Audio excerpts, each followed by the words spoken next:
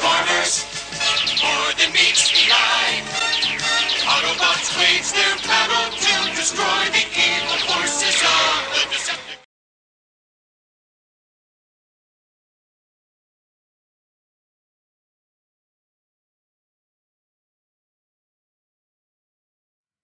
Hello everybody, this is Toys R Us. For this special figure showcase, we're going to be looking at the 1989 Japanese exclusive figure, Gairyu. So what we're going to do with this video, as you can see, is in the box. I'm really lucky that this is 100% unused content, so I'm going to take him out of the box in a second. We're going to have a really detailed look at him in both of his modes, the accessories that come with him, and of course all the amazing pamphlets, leaflets and flyers and other things that came with the Japanese figures. So for some of you, he may be looking quite familiar, and that's because he is a redeco of the Hasbro figure Bristleback. And for those of you who are unaware with Japanese figures, I'll explain a little bit to you now as we go through it. So we've got reference numbers here, D323, and it's the same up there. The D stood for Destron, which we've referred to as Decepticons. And as I say, they had their reference numbers with it. And in Japan in 1989, they had their own cartoon being aired known as Victory. So this is from the Victory toy line, and again, it is an exclusive. Now, the hardest thing I think for people to get their heads around, and myself included when we first started collecting these, is that you'll sometimes see a lot of figures that are just, in honesty, straight up redecos. You can tell that that's Bristleback there, but the brilliant thing is, of course, we've got no gold plastic syndrome. His pretender shell is an ankylosaurus rather than whatever creature it was that he was for Monstructor. It's just completely evaded me. But what they did was, because they had two totally different stories, you've just basically got to forget that. You've got to think that this is absolutely nothing to do with Hasbro and nothing to do with Monstructor. And the easiest way to say it is that in 1989, Hasbro went this way with this particular guy, with Monstructor, and then Takara went this particular way with him. So let's have a look then. So there is Dinoking combined, and unfortunately I've only got 2 of these. I haven't managed to get all 6 because these are very scarce and quite hard to get hold of. We've got the fabulous artwork there, which is the Victory artwork. These are the 2 leaders at the time. So you've got the Autobot leader Star Saber, the Decepticon leader Desirus. There's Dinoking, there's Jinrai there, and there's Road Caesar, and there's a few other figures and characters that I've done on this channel if you'd like to see more information of them. Now, as I've just said, this is unused content, so I'm going to be nice and careful as I take all of this out. We are going to have a look at him in both modes. Because he's not got gold plastic, I'm going to be transforming him as well. I've not actually taken this out of the box at all yet, apart from just to show people on the unboxing video that, you know, it was unused. You can see there's a beautiful picture of his pretender shell, the Ankylosaurus, and then there's actually a little bit of English there on the flap, and it's not very good English. It's a bit broken up, to be fair. It says monster jump out shell and transform to robot and again. Now, the one thing that's, I won't say annoying, just think I don't really understand, that all of the Japanese figures beforehand always came in like polystyrene, but as you can see here, they've gone to plastic, and this was the back that's just fell off. As I say, this is how they just sellotaped them all in. So we've got the main little figure right here.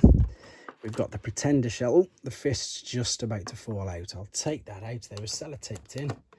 We've got his little gun there. I'm going to take that out nice and careful.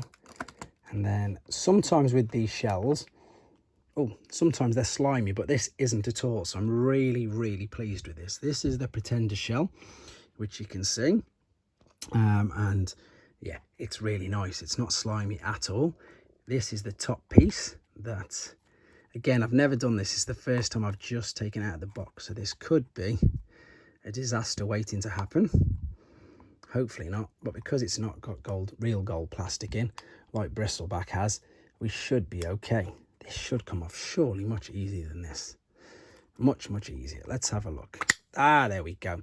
So there's the 2 clips there. Again, not done this before, so completely new to me. Just to quickly show you, I suppose, the comparison I've got, and I'm not going to be touching him very much at all. There is Bristleback, and he does suffer from horrendous gold plastic syndrome, so I'm not even going to be really touching him or balancing him or doing anything with him at all. So you can see they are the straight up same mold. If I fold the head back, it's just, as we've said, redecoed. I'm going to pop him over there. The shell for Bristleback was that. And of course, Gairyu, as we've just said, is the Ankylosaurus. So let's move these out the way.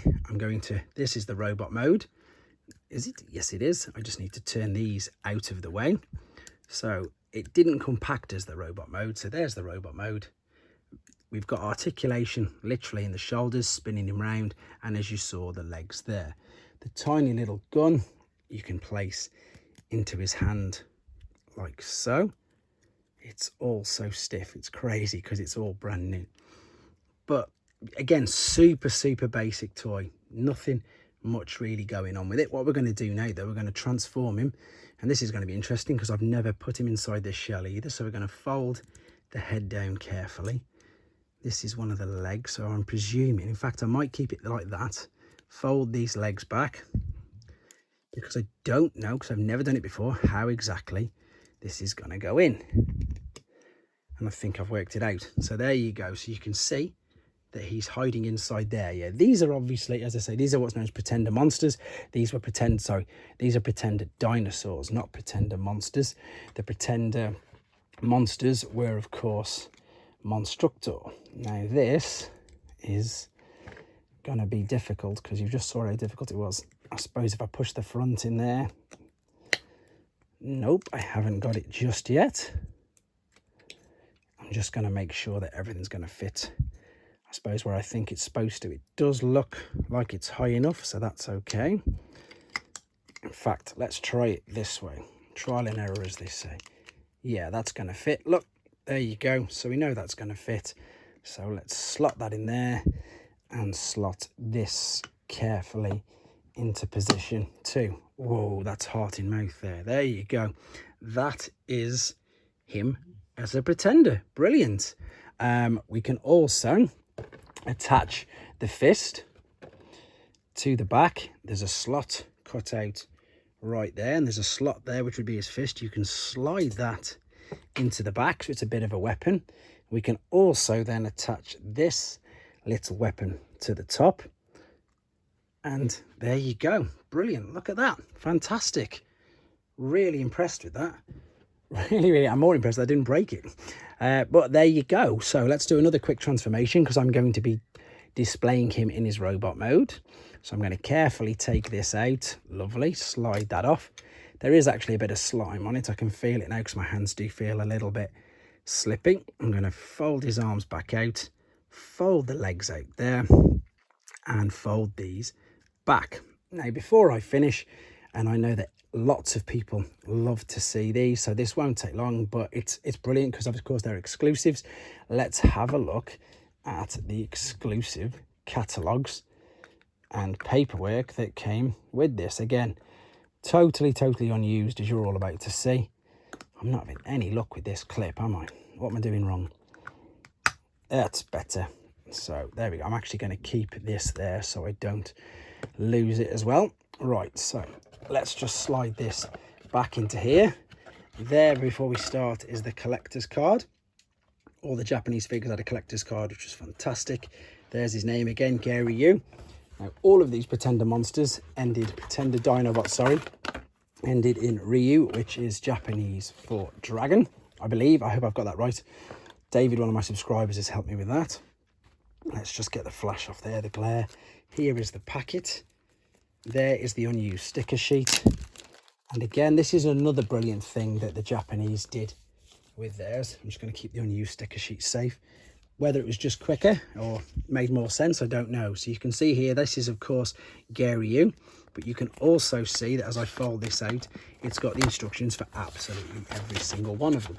And this is how they packed them, even individually and in the gift set. So I suppose all they needed to do is just print out this for every single one of them.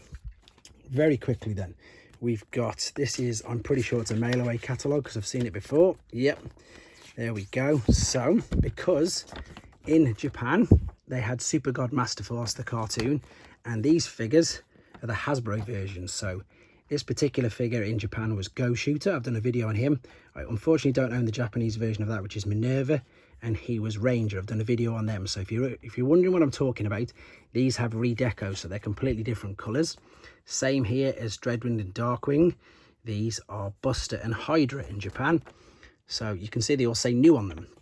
And there we go, there's even a tape you can send off for, and there are the price points.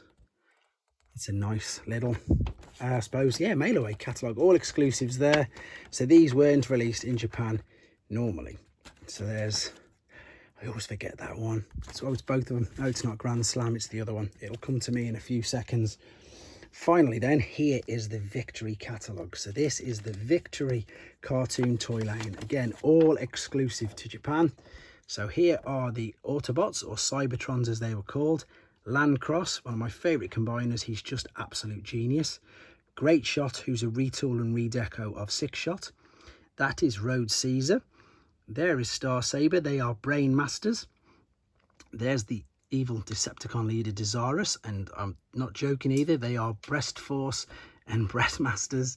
They're also known as that. We've got two more pretenders there. There is Dinoking, there is Lyo Kaiser, and of course coming very soon, they don't really know about this in the cartoon yet, is of course Victory Leo to make Victory Saber. Again, I've got pretty much videos on most of these, to be honest. Here's just a brief look at the Super God Master Force toy line, and again, lots of redecos. So there's Six Knight, who was Quick Switch, Grand Maximus instead of Fortress Maximus, Double Clouder instead of Double Dealer. See, there's Ranger in the middle, that was on about, completely redeco. Hopefully in a minute as we come over, we'll see the others. Oh no, they haven't released them just yet. We can see Jinrai and God Jinrai, Overlord, and then funnily enough, there's Buster and Hydra. See, they're completely different colour scheme. And Black Zarek. There is your checklist for Cybertrons and Destrons. And again, just an absolutely stunning toy line. So impressive. I just absolutely love everything about it. And it's a privilege to share these with you. And it's a brilliant experience as well, managing to hunt these down one by one with you guys. So, as I say, that is the Hasbro version. Just in case you wanted to see him again, just straight up redecos. There you go, ladies and gentlemen. I hope you found this interesting. I hope it answered a few questions if you're unsure of who he was and you've never seen him before. The cartoon you're looking for is Victory. It is a Japanese exclusive. It is well worth a watch. It is fantastic. So thank you very much. Thank you very much for watching. Please take care. Thanks for watching. Like and comment, and don't forget to subscribe.